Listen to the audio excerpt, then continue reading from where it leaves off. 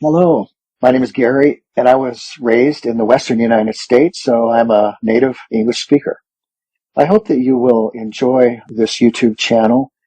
Thank you for joining us. The Tale of Henrietta Hen by Arthur Scott Bailey, 1877 to 1949. Chapter 9. Proud Henrietta. Feeling very important, Henrietta Hen always insisted on having her way. She claimed she couldn't be expected to follow what others wanted. "I take orders from no one," she often declared, "and if I'm going to lay eggs for Farmer Green, I'll do it when and where I choose." Henrietta loved hiding her eggs in hard-to-find places. She refused to lay two eggs in the same nest. "If they left them alone, maybe I'd feel differently," she told her neighbors. "But Johnny Green collects every egg he can find. If he's going to take my eggs, at least I'll make him work for them." The older, more sensible hens disapproved of Henrietta's behavior. They shook their heads and told her she was being ungrateful. "Farmer Green gives us a safe home and plenty of food," they reminded her. "The least you can do is repay him by not causing trouble with your hidden eggs." But Henrietta didn't see it that way, or didn't care to. "That's easy for you to say," she snapped. "If my eggs were small and ordinary, I wouldn't mind losing them so quickly. But I lay the biggest, finest eggs around. Naturally, I'd like to keep at least one to admire and to show off to visitors." Now, many other hens in the flock laid eggs just as large, or even bigger, than Henrietta's. Some told her so, but it made no difference. Henrietta simply wouldn't believe that any eggs could compare to hers. Over time, her neighbors stopped arguing and let her do as she pleased. Still, they secretly hoped Farmer Green would find a way to outsmart her. "What is Henrietta Hen so proud of now?" the hens wondered one day. "She's acting more full of herself than ever." Before long, they learned the reason behind her unusual behavior. Henrietta began visiting her friends and inviting everyone to see her latest nest, hidden high up in the hayloft. "I have something amazing to show you," she said mysteriously. "You'll be shocked when you see it." Most of the hens weren't too eager to find out. "She's just laid another egg," they whispered with knowing smiles. But some hens couldn't resist their curiosity. Luckily for Henrietta, she made it home just in time to welcome her visitors, because there were plenty. They arrived earlier than expected, and in a large group. Henrietta didn't mind. In fact, she was thrilled. "Look!" she exclaimed as they crowded around her nest in the hayloft. "Have you ever seen anything like this?"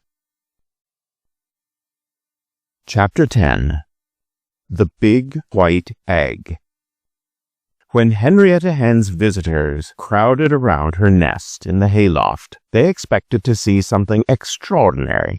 But when they craned their necks to peek into the little hollowed-out spot in the hay, they couldn't hide their disappointment.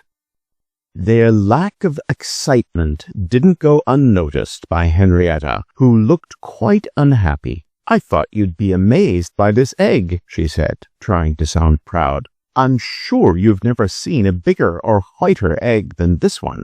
The hens agreed that it was indeed large and very, very white, but their compliments were lukewarm, though Henrietta didn't seem to notice. "Are you going to let Farmer Green take it?" one of them asked. "Johnny Green will probably snatch it up as soon as he finds my nest," Henrietta said with a sigh. "If I could just keep this one, I wouldn't mind how many others he took." Polly Plymouth Rock turned to Whitey, the oldest hen in the flock, and whispered, "What do you think? Will Henrietta lose this egg she's so proud of?" "She doesn't need to worry," Whitey replied confidently. "If Johnny Green takes this one, I'll be surprised." "Oh, I'm so glad you said that," Henrietta exclaimed. "Now I don't have to worry, assuming you know what you're talking about." That was a rather rude thing to say to someone of Whitey's age and wisdom. After all, Whitey was the oldest and most experienced hen in the flock. There wasn't much she didn't know about nests, eggs, or roosts. Polly Plymouth Rock didn't appreciate Henrietta's tone. She opened her beak to reply, likely with something sharp, but Whitey stopped her. "Never mind," Whitey said calmly. "One day Henrietta will see that I know what I'm talking about." Even so, Henrietta still seemed uneasy about her big white egg. "I'd really hope Johnny Green doesn't find this new nest of mine," she muttered. "If he does, I'm afraid he'll take my beautiful egg away." "Lay another," Whitey suggested. "If he takes that one, he might leave this one behind." "Well, I guess I'll try your idea since nobody else has a better suggestion," Henrietta replied reluctantly. "My idea's a good one," Whitey said, "or I'll be surprised." Some of the other hens chuckled softly as they said their goodbyes and left. "They're laughing at Whitey," Henrietta thought. She couldn't imagine that they might be laughing at her. "Whitey must be wrong," she reasoned, "but I might as well follow her advice since I don't have a better plan." Not long after, Henrietta came flapping down from the hayloft, squawking loudly for Whitey. When she found her, Henrietta called out, "Come up to my nest right away. I need your advice." Even though Henrietta didn't say please, Whitey graciously followed her. Chapter 11. Old Whitey's Advice. Old Whitey, the oldest hen in the flock, climbed with some effort to the top of the haymow in Farmer Green's barn. She was following Henrietta Hen as requested, though she could barely keep up. When she finally arrived, breathless, at Henrietta's nest, the proud and elegant hen turned to her with a worried expression. "Look," Henrietta said, "I followed your advice and laid another egg, but it's nothing like the beautiful big white one. This one is much smaller, and it's brown." Old Whitey nodded knowingly. "Well, what's the problem?" "Don't you think," Henrietta asked nervously, "that if Johnny Green finds my nest, he'll take both eggs?"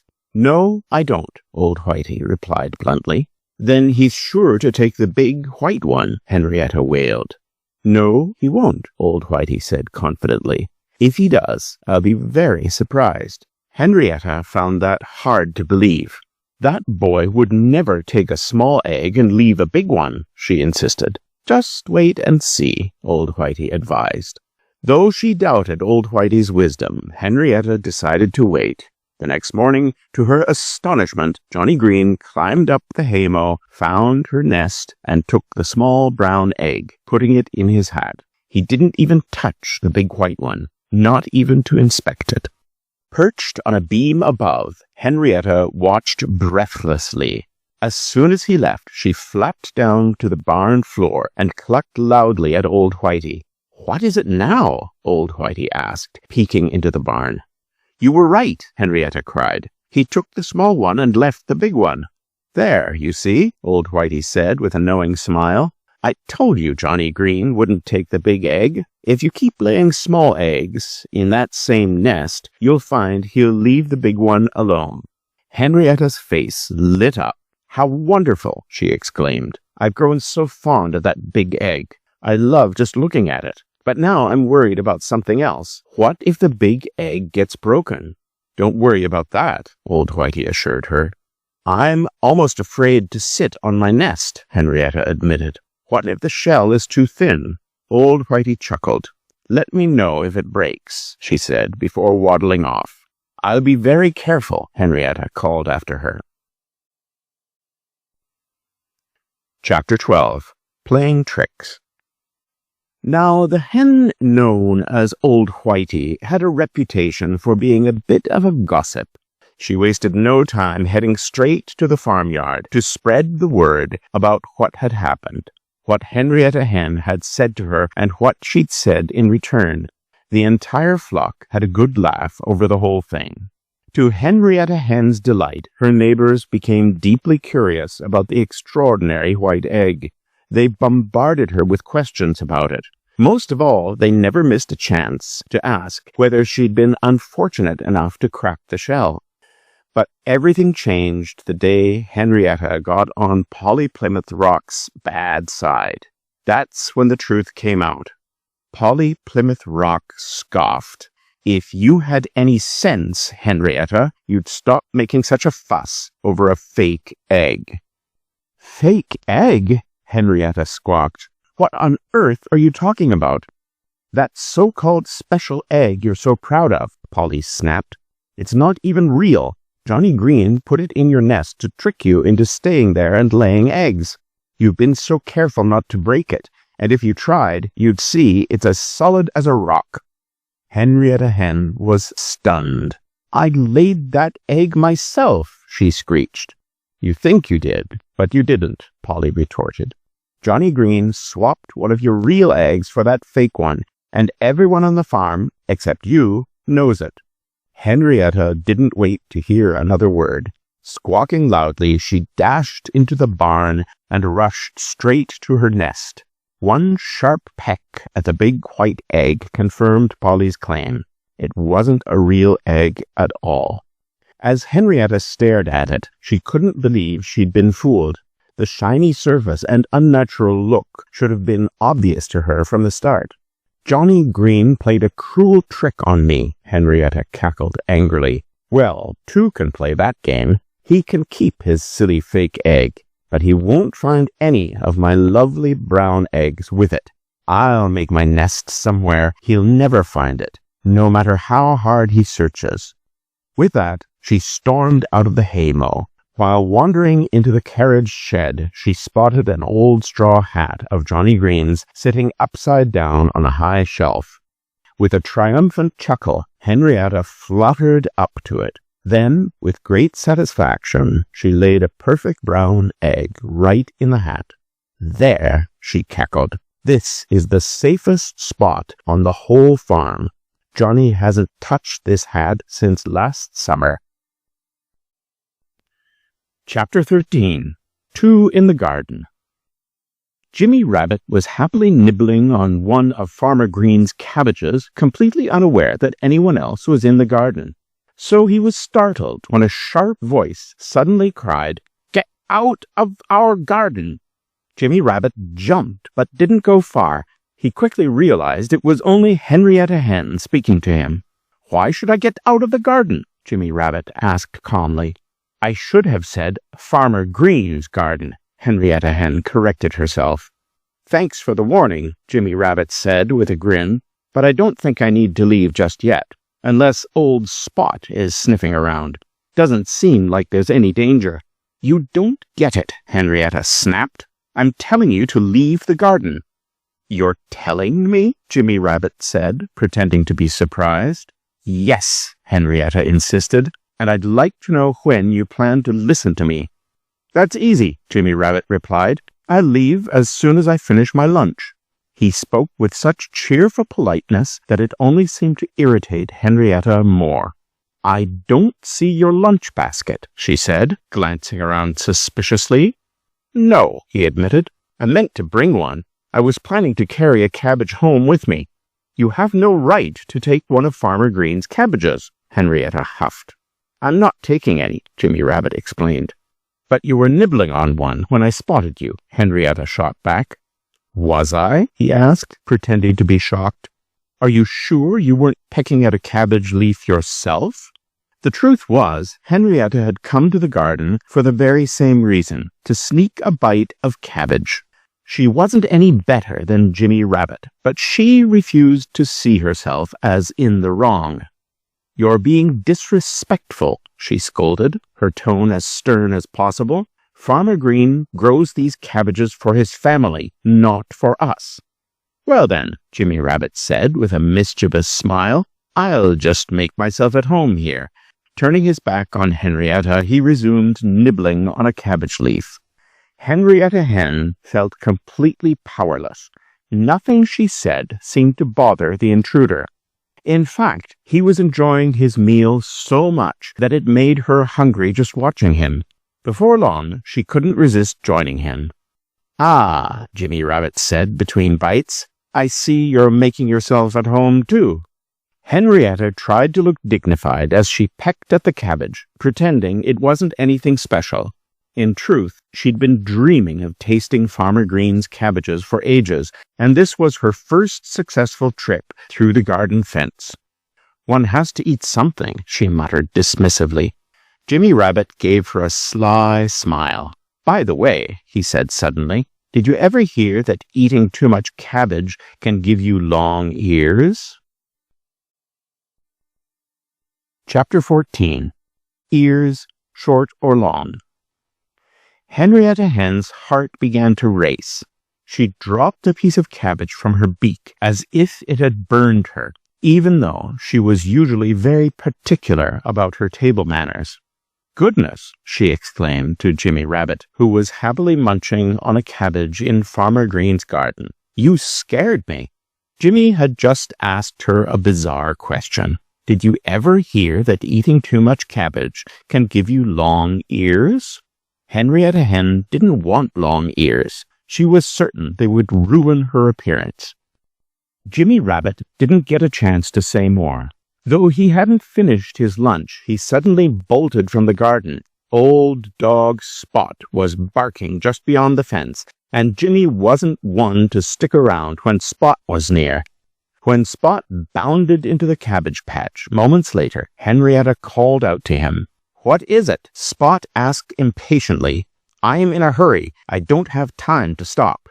"This is important," Henrietta insisted. "Do you like cabbage?" "Cabbage?" Spot repeated, looking puzzled. "Don't act so surprised," Henrietta said, narrowing her eyes.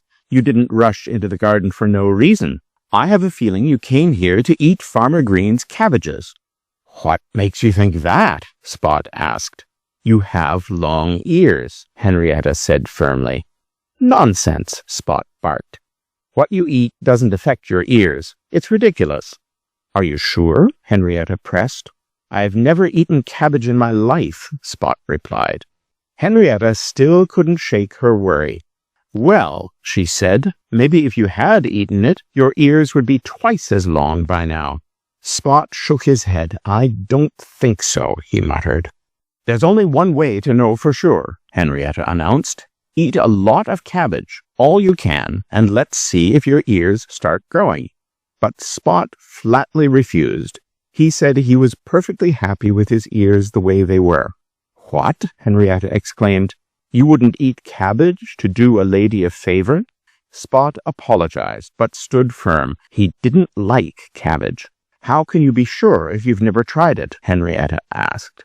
Spot ignored her question and asked one of his own. "Would you like long ears?" "Of course not," Henrietta snapped. "How can you be so sure if you've never tried having long ears?" Spot countered. "Don't be ridiculous," Henrietta retorted. "No one in my family has visible ears. I'd look absurd with long ears. Ears are ugly, and I just hope I haven't eaten enough cabbage to start growing any. Do you think they'd hang down like yours or stick up like Jimmy Rabbit's? He didn't mention that part." Spot let out a loud, frustrated howl. "Jimmy Rabbit," he growled. "Was he here before I showed up?" "Yes," Henrietta admitted. "He's the one who asked me if eating cabbage made ears grow." "I should have guessed it was him putting such silly ideas in your head," Spot grumbled. "If you hadn't stopped me, I'd have caught him by now. But it's too late." "You don't think he was joking, do you?" Henrietta asked. "Of course he was," Spot said, clearly annoyed. "Well," Henrietta said with a sly look as she pecked at a cabbage leaf, "I'd say the joke's on you." Chapter 15. Henrietta's Fright. When the old horse Ebenezer stood in his stall in the barn, he was always happy to chat with anyone who stopped by. Henrietta Hen would sometimes wander into the barn looking for stray bits of grain that might have spilled on the floor. That's how she and Ebenezer ended up having many conversations. Henrietta didn't think too highly of horses. She believed they got far more grain than they deserved. Still, she didn't mind talking to Ebenezer, especially since he didn't mind her stepping into his stall to peck at the little leftovers beneath his manger. One warm summer day, during one of these visits, Ebenezer sighed and said, "Haying starts tomorrow." Henrietta Hen gave a dismissive glance. "That's not my concern," she said, "and I don't see why you're so upset. You'll eat your fair share of that hay, and probably more, before winter's over." "It's not the hay I'm worried about," Ebenezer explained. "It's the work. They'll hitch me to the hay rake, and Johnny Green will drive me all day in the hot sun." "The mowing machine?" she gasped. "Is Farmer Green going to use it now?" "Of course," Ebenezer said. "I hear he's going to hitch the horses to it first thing tomorrow." "Oh, no! Oh, no!" Henrietta wailed. "Isn't there anything I can do to stop him?" "Not that I know of," Ebenezer said with a shrug. "I've often felt the same way. There's nothing worse than the sound of that mowing machine." "You don't understand," Henrietta cried. "It's much worse for me than for you." "I don't see how," Ebenezer replied, looking puzzled. "You're not the one pulling the mowing machine or the hay rake. And didn't you just say you weren't interested in my news?" "I was wrong," Henrietta exclaimed. "This is the worst news I've ever heard in my life." Ebenezer gazed down at her with a curious expression on his long, kind face. "Why is it bad news?" he asked. "Maybe I can help." Henrietta hesitated, but then explained her dilemma. Ebenezer listened in amazement. "Well," he said finally, "that was pretty careless of you." Then his face lit up. "Wait, don't worry. If Farmer Green sits on them, maybe they'll hatch." "Hatch!" Henrietta groaned. "They'll break." Without another word, she dashed out of the stall and into the yard. She arrived just in time to hear Farmer Green calling his son. "Take a look at this," Farmer Green said. "I started oiling the mowing machine so we could use it tomorrow, and guess what I found in the seat?" Johnny Green came running. Nestled in the hay left on the seat for padding were 3 eggs. "They must belong to the speckled hen," Johnny said. "I knew she'd hidden her nest again. I just couldn't find it." He carefully picked up the eggs and placed them in his hat. "She's a tricky one," he said with a grin. Henrietta Hen, watching from a distance, was both relieved and indignant. She was glad Farmer Green had found the eggs before they were crushed, but Johnny's comment annoyed her. "Tricky," she thought. "I'd say I'm resourceful." Still, she couldn't stand the idea of anyone sitting on her eggs. It always upset her to see them broken. Chapter 16. The Rooster Startled. During the summer, Henrietta Hen wandered around the farmyard at her leisure. She always rushed to the feeding area when it was time to eat, but unless there was food involved, she didn't go near the henhouse. She stole her nest, as Johnny Green put it, changing locations from one place to another. At night, she roosted wherever she could find space in the barn, haymow, carriage shed, or even over the pig pens. As the nights grew colder, Henrietta was happy to join the other hens in the henhouse. She always turned in early, and being a heavy sleeper, she usually stayed asleep until the rooster started crowing at dawn.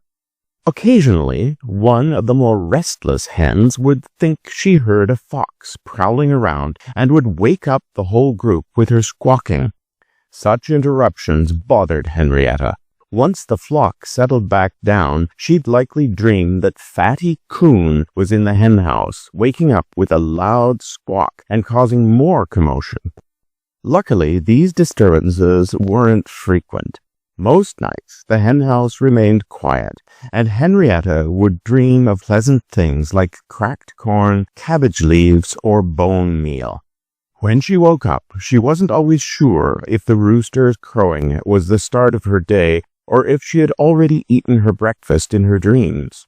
And when the real feeding time came, if the food tasted good, she'd realize that the dream meal wasn't real after all. One night, soon after returning to the henhouse, Henrietta had just started to fall asleep when the rooster crowed. She woke with a start. "Goodness," she muttered to herself, "I must have slept soundly. I didn't have a single dream all night." Then she noticed the other hens were still asleep. "Lazy bones," Henrietta remarked to the rooster. "They didn't hear you at all." To her surprise, he didn't answer. He must not have heard me, she thought. So she spoke again, louder this time. Still no response. Henrietta was puzzled. He was usually so polite to the ladies. Could he be ignoring her? Feeling a bit irritated, she thought, what's wrong with him? "Have you lost your voice?" she snapped. "You were loud enough to wake me up earlier." When she got no reply, Henrietta's frustration grew. "I'll find out what's going on," she cackled.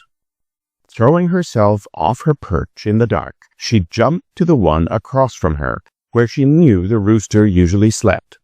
It was no surprise that Henrietta stumbled in the dark. She missed her way and bumped straight into the rooster, knocking him off the perch and onto the floor. He immediately let out a loud scream, and to Henrietta's fury, he shouted something that would shock anyone.